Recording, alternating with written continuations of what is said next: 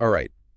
Welcome back, everyone. We're diving deep today into the sometimes tricky world of special needs financial planning. Yeah. And this is important stuff because making even a tiny little mistake early on can really mess things up down the road. So we're going to look at some of the most common mistakes people make and, more importantly, how to avoid them. And we're basing this deep dive on this super insightful article from Diversified Insurance Brokers. They lay it all out really well.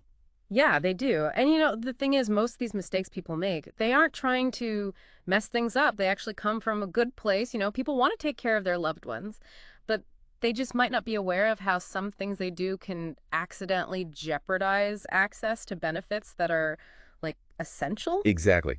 So Yeah. let's get into it. Right off the bat, the article talks about something that seems pretty logical at first, leaving your assets directly to a loved one with special needs. Right. Like on the surface, that's what most people would think to do. But Yeah. the article says, hold on, not so fast. Yeah. It seems pretty straightforward. But when you factor in things like government benefits like Medicaid and SSI, it can get a lot more complicated.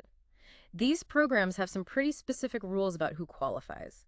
Okay. Like, did you know that to be eligible for SSI, someone can only have up to $2,000 in assets? Whoa, $2,000. That's really low. It is. And so if you were to leave a large amount of money or property directly to someone who relies on these programs, it could push them over that limit. Oh. And then they would no longer be eligible for the benefits they depend on. So instead of helping you, can actually end up hurting their financial Oh, security. right. So how do you get around that? Well, that's where special needs trust SNTs come in. They are specifically designed to protect government benefits while still allowing you to provide financial support. Okay. Think of it this way. An S&T is kind of like a separate legal entity that holds and manages money specifically for the person's benefit. But because the assets in the trust don't technically belong to the individual, they can still be eligible for those crucial government programs. So it's like a safety net that works together with government programs to make sure everything is covered. Precisely. And it's not just for, like, big inheritances or anything. S&Ts can be used for any kind of money that comes in. Like if a well-meaning relative gives a gift, Right. that could accidentally put them over the asset limit. Yeah, that makes a lot of sense. So what kind of things can an S&T actually pay for? Oh, all sorts of things. Think about things like specialized therapies, assistive technology, educational programs, even things like hobbies and recreational activities. Things that can really improve someone's quality of life, but often aren't covered by those standard government benefits. Actually, the article even mentions a story about a family that used an SNT to pay for music therapy for their son, and it ended up being just like life-changing for him. Wow, that's incredible. It's really about going above and beyond just the basic needs and like tailoring support to the individual, right? Exactly. Now, I think it's easy to fall into the trap of thinking that government programs like Medicaid and SSI are going to cover everything, but I have a feeling that's not always the case. Yeah, you're right to be wary of that assumption. While those programs are super important as a safety net, they usually only cover the most basic necessities.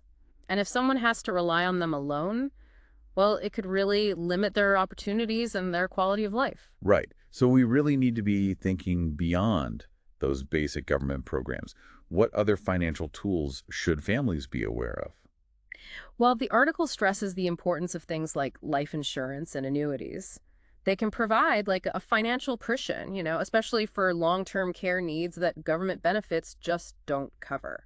Can you break those down a little further for me? Like life insurance, for instance, seems like a pretty basic concept, but I'm guessing there's more to it in this context. Oh yeah, for sure.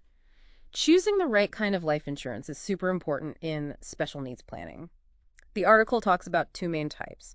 Term life insurance, which is usually more affordable, but it only covers you for a set period of time. Okay. And then permanent life insurance, which guarantees that a death benefit will be paid out no matter when the policyholder passes away.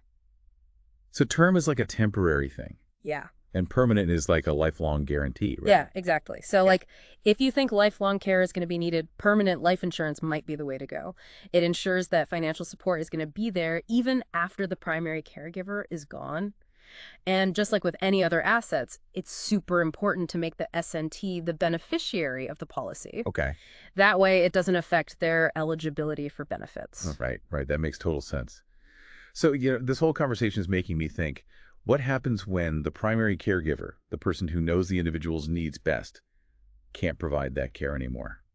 It's not exactly a fun thing to think about, but it's a reality families have to prepare for. Right. Absolutely. And not planning for the caregiver's absence is a really common mistake. So what can families do to make sure that care continues smoothly?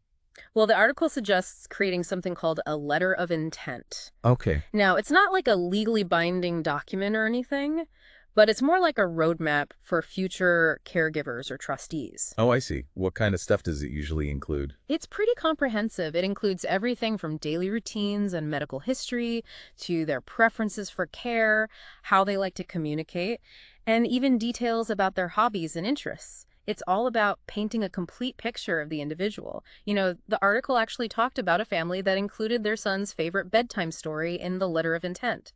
It's those little personal touches that can make a big difference. Wow.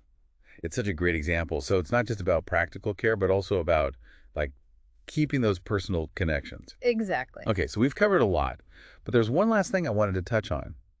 Even with the most carefully crafted plan, life happens, right? Oh, for sure. Things change, needs change, circumstances change.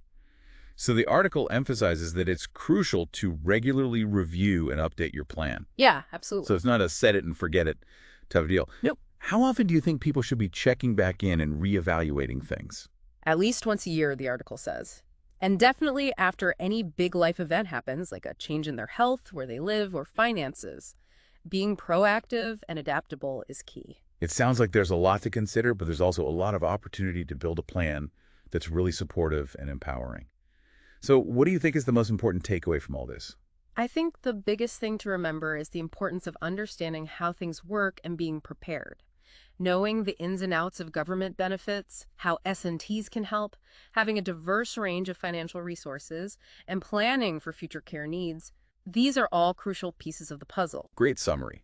And if this all feels overwhelming, which is totally understandable, remember there are experts out there, like diversified insurance brokers, who can help you through it and create a plan that's specifically designed for you. Definitely. Don't be afraid to ask for help from people who really know this stuff. This has been a fantastic deep dive. Thanks for joining me. Yeah, my pleasure.